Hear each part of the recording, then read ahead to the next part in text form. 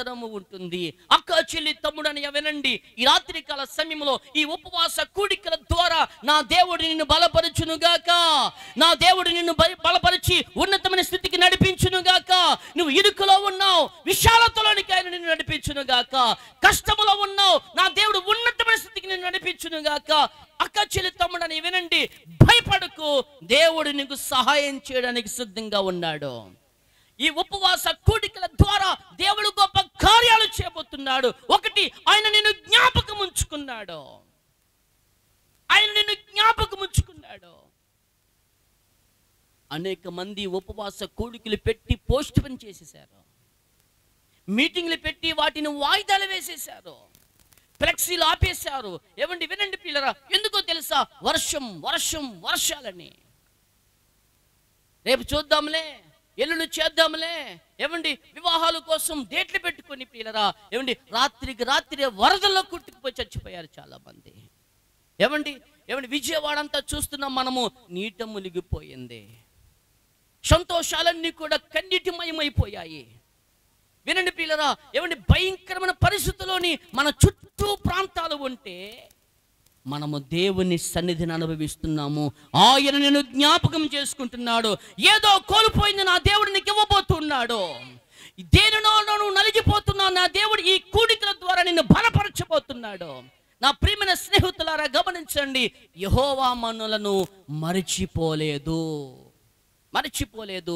ఆయన ఆశీర్వదించేవాడిగా ఉన్నాడు. ప్రియ దేవుని బిడ్డరా, మూడవదిగా ప్రియ దేవుని బిడ్డరా చూడండి, 115:14 వచనం మనం చూడగలిగితే, 14 వచనం మనం చూడగలిగితే, ఆయన పిల్లలనేమి పెద్దలనేమి ఆయన ఆశీర్వదించేవాడు. చదువుదామన్నమాట. పిల్లలనేమి పెద్దలనేమి తన యందు భయభక్తులు గల వారిని యెహోవా ఆశీర్వదించును. దేవునికి స్తోత్రం కలుగును గాక. నీ పిల్లలను ఆశీర్వదించేవాడు, నీ పెద్దలను ఆశీర్వదించేవాడు. ఆయన తన యందు భయభక్తులు కలిగిన వారందరినీ ఆశీర్వదించునుగాక. ఆలోచన చేయండి. అయ్యో నా బిడ్డలు స్కూల్కి వెళుతున్నారు, అయ్యో నా బిడ్డలు కాలేజీకి వెళుతున్నారు, వెళ్ళి వచ్చేంత వరకు టెన్షన్. నా దేవుని కాపుదలని బిడ్డల చుట్టూ ఉండునుగాక. వినండి నా ప్రియమైన దేవుని బిడ్డల, నరుల కనులకు నా బిడ్డలను మరుగు చెయ్యునుగాక. నా దేవుడు నీ పిల్లలను ఆశీర్వదించేవాడిగా ఉన్నాడు. నువ్వు భయపడకు, నువ్వు నీ పిల్లలను దేవుని చేతిలో పెట్టు. ప్రభువా, గర్భఫలము యెహోవా ఇచ్చు బహుమానం అన్నావు, ఈ బహుమానం నువ్విచ్చింది నాన్న, నీ చేతిలో పెడుతున్నాను. వారిని బలపరచవా, ఆశీర్వదించవా, జ్ఞానమందును వయస్యందును పెద్దల దయలో మనుషుల దయలో వారిని వర్ధిల్ల చెయ్యి అని దేవుని చేతిలో పెట్టండి. నీ బిడ్డలను దేవుడు ఆశీర్వదించేవాడు. అక్క చెల్లి తమ్ముడు అన్నయ్య వినండి, నా కొడుకు నా మాట వినటం లేదు, నా కూతురు నా మాట వినటం, దిగులు పడొద్దు. నువ్వు దేవుని చేతిలో పెట్టు. నీ చేతిలో ఉన్నంత వరకు నీ బిడ్డగా రాడు, ఉండడు కూడా. ఆ బిడ్డను దేవుని చేతులు పెడితే ఆ బిడ్డ భవిష్యత్తు బాగుంటుంది. నా ఆధీనంలో ఉండాలి, నా స్వాధీనంలో ఉండాలి, నేను చెప్పినట్టుగా వినాలిరా, ఒరే కూర్చో, ఒరే నుంచో అంటే వాడు విండో. వాడిని తీసుకెళ్ళి నువ్వు దేవుని చేతిలో పెట్టు. వాడు దేవుని బిడ్డగా పెంచు. వాడు దేవుని కొరకు పనికొచ్చే పాత్రగా పెంచు. వాడు రాబోయే తరానికి బహుబలమైన సాధనముగా వాడు వర్ధిల్లునుగాక. నీ కుటుంబానికి, నీ సమాజానికి, సంఘానికి దీవెనకరంగా వాడు వర్ధిల్లునుగాక. ప్రియ దేవుని బిడ్డలారా గమనించండి, నీవు నీ స్వచిత్తానికి తీసుకోవచ్చు. నా కొడుకు డాక్టర్ అవ్వాలి, నా కొడుకు యాక్టర్ అవ్వాలి, నా కొడుకు ప్రియ ఇంజనీర్ అవ్వాలని నీ ఆలోచన వద్దు. ఈ పిల్లవాడు ఎట్టివాడగునో అని దేవుని చేతులకు అప్పగించు. ప్రభా, నీ చిత్తం ఏంటో దానినే జరిగించు. వీడు డాక్టర్ అయ్యి సమాజ సేవ చెయ్యాలా, నీ చిత్తానికి అప్పగిస్తున్నానయ్యా. వీడు పెద్దవాడై ప్రభువా దేశానికి ఒక మంచి సేవ చెయ్య, నీ చేతులకు అప్పగిస్తున్నానయ్యా. వీడు పెద్దవాడే మంచి సేవ చెయ్యాలా, అది నీ చేతులకే అప్పగిస్తున్నానయ్యా. భవిష్యత్తు ఏను వర్తమానం ఎరిగిన దేవుడు మన దేవుడు. ప్రియులారా, నీ బిడ్డల భవిష్యత్తు దేవుని చేతుల్లో పెట్టు, వాడు ఉన్నతమైన స్థితిలో ఉంటాడు. అమ్మ వింటున్నారా? మన పిల్లలను దేవుడు ఆశీర్వదించేవాడు. పెద్దలనేమి అంటే పెద్దలను కూడా ఆయన ఆశీర్వదించేవాడు. ముదిమి వచ్చునంత వరకు నిన్ను ఎత్తుకుని వాడును నేనే.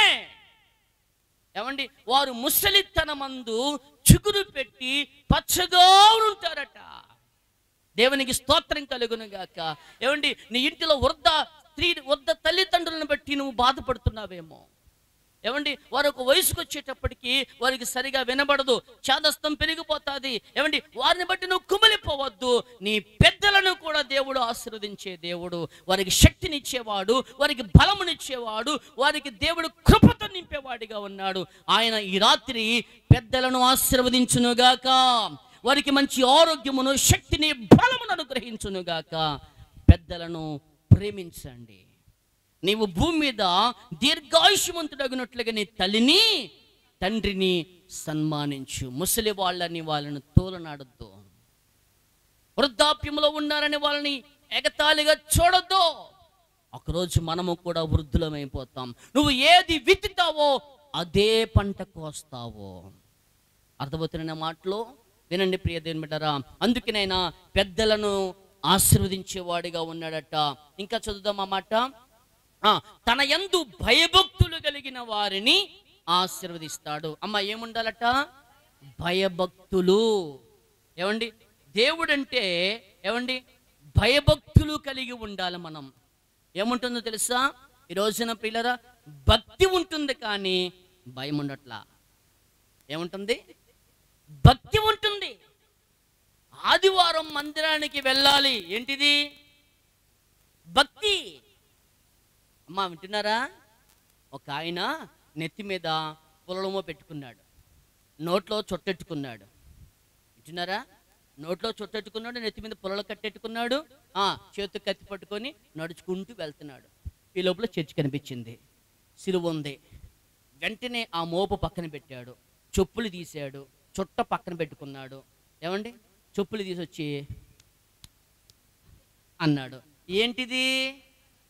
అన్నయ్యలో ఏంటిది? భక్తి ఉంది. ఏమి లేదు? భయం లేదు. వింటున్నారా? తన యందు భయభక్తులు కలిగిన వారిని యెహోవా ఆశీర్వదిస్తాడు. ఈ రోజు నువ్వు ఆశీర్వదించబడలేకపోతున్నావంటే గల కారణం భయం లేదు. ఏం లేదు? భయం లేదు. భక్తి ఉంది. ఉపవాస కూడికలకు వస్తున్నావు, ఏముంది? భక్తి. ఆదివారం చర్చికి వెళుతున్నావు, భక్తి ఉంది. కానీ వినండి, సినిమాలు మానలేదు, బూతులు మానలేదు, అబద్ధాలు మానలేదు, ఏమండి, సరసోక్తులు మానలేదు, పోకిరీ మాటలు మానలేదు, పాప జీవితాన్ని విడిచిపెట్టలేదు. ఏమి లేదు తెలుసా? నీకు భయం లేదు, భక్తి ఉంది. ఉదయాన్నే లేచి ప్రార్థించాలనే ఏమండి భయం లేదు, బైబిల్ చదవాలనే భయం లేదు, దేవుని యందు భయభక్తులు కలిగి జీవించాలనే ఇంకిత జ్ఞానం కూడా లేదు. నువ్వు చెప్పుకోవడానికి ఎవరు? నువ్వు అమ్మ ఎవరు? క్రైస్తవుడువు. ఎంతమంది బైబిల్ పూర్తిగా చదివారు ఇక్కడ? చేతులు ఎత్తద్దు అన్నయ్యలు. ఏమండి, ఎంతమంది పూర్తిగా బైబిల్ చదివిన వాళ్ళు ఉన్నారు? ఆలోచన చేయండి.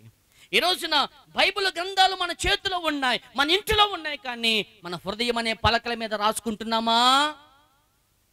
ఏమండి, వీళ్ళు క్రైస్తవులే, కానీ వీరి నడవడిక వేరుగా ఉంది, వీరి ప్రవర్తన వేరుగా ఉంది, వీరి మాట తీరి వేరుగా ఉంది. అరే, వీరు భయం లేని వారా, బరి తెగించిన క్రైస్తవులు రా వీళ్ళు. కొంచెం గట్టిగా మాట్లాడుతున్నాను, నేను ఏమనుకోవద్దు పిల్లరా. ఎందుకు ఆశీర్వదించబడలేకపోతున్నామనంటే ఏమండి, భయపడటం లేదు దేవునికి. అమ్మో, నా దేవుడు నా ఇంటిలో ఉన్నాడనే భయం లేదు కనుకనే సినిమా పాటలు పాడుతున్నావు, సినిమా డైలాగులు మాట్లాడుతున్నావు. నా దేవుడు నా ఇంటిలో ఉన్నాడనే భయం నీకు లేదు కాబట్టి ఏమండి బూతులు మాట్లాడుతున్నావు, ఏమండి గొడవలు కొట్లాట్లు జరుగుతున్నాయి. పక్కవాడంటే నీకు పడదు, ఎదురింటోడంటే పడదు. ఏమండి వినండి, ఆ ప్రేమ సమాధానం ఐక్యత నీకు ఉండదు. ఒకే సంఘానికి వస్తావు కానీ సమాధానం ఉండదు. ఆయనతో మాట్లాడినావు, ఈవిడితో మాట్లాడినావు, ప్రభు వల్ల తీసుకుంటావు కానీ ప్రైజ్ లార్డ్ చెప్పవు. ఒకవేళ చెప్పినా మనస్ఫూర్తిగా చెప్పవు. ఏమి లేదు నీకు? దేవుడు చూస్తున్నాడనే భయం లేదు పిల్లరా. తన యందు భయభక్తులు కలిగిన వారిని యెహోవా ఆశీర్వదించును. ఆయన నీ చేతుల కష్టజిత్తాన్ని నువ్వు ఆశీర్వాదకరంగా అనుభవించాలంటే భయభక్తులు కలిగి ఉండు. ఈ ఉపవాస కూడికల ద్వారా నా దేవుడి భయము నీకు పుట్టించునుగాక. వినండి, భయపడదాం ప్రియులరా. ఎందుకు భయపడాలో తెలుసా? మన చుట్టూ ఉన్న పరిస్థితులను బట్టి చూడండి. ఆయన అంచు దినాల్లోనే ఏమండి, మత్తయి సువార్త 24వ అధ్యాయం అంత ఇంటికి వెళ్ళిన చదవండి ప్రియులరా. నేను రాబోతున్న క్రీస్తు రెండవ రాకడకు సూచనలు చెప్తాను అక్కడ. ఏమండి, అనేక మంది అబద్ధ బోధకులు వస్తారు, నేనే క్రీస్తుని ప్రకటిస్తారు. ఏమండి, ఇవి రాకడకు సూచనలు, క్రీస్తు రెండవ రాకడకు సూచనలు.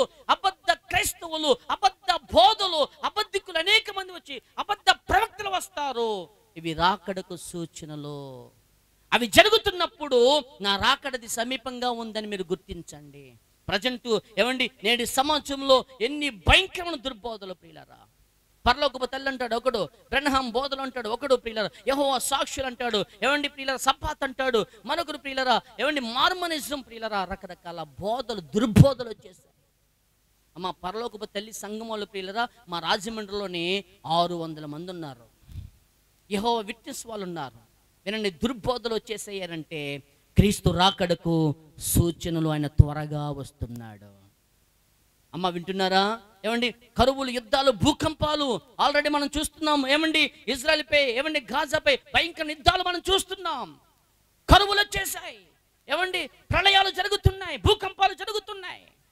ఏమండి, ఇవి రాకడకు సూచనలు అంటాడు కదా. 20వ అధ్యాయం అంతా చదవండి మీరు, 24వ అధ్యాయం అంత ఇంటికి వెళ్ళిన తర్వాత. ఏమండి, అనేకుల అక్రమం విస్తరించుట చేత అనేకుల ప్రేమ చల్లారిపోతుంది. ప్రేమ చల్లారిపోయింది ఈ రోజున. ఏమండి, నీ స్నేహితుల మధ్యలో ప్రేమ లేదు, కుటుంబంలో ప్రేమ లేదు, భార్యాభర్తల మధ్యలో ప్రేమ లేదు, అన్నదమ్ముల మధ్యలో ప్రేమ లేదు. ఒకే సంఘానికి వస్తావు కానీ ప్రేమగా మాట్లాడుకోవు. అంతెందుకు, దేవుని మీద ఉండే ప్రేమ తగ్గిపోయింది ఈ రోజున. నేను నీ మీద తప్పు ఒకటి మోపవలసి ఉంది, మొదటి నీకుండిన ప్రేమ విడిచిపెట్టేశావు. Yes or no? Akhil Anil yes or no?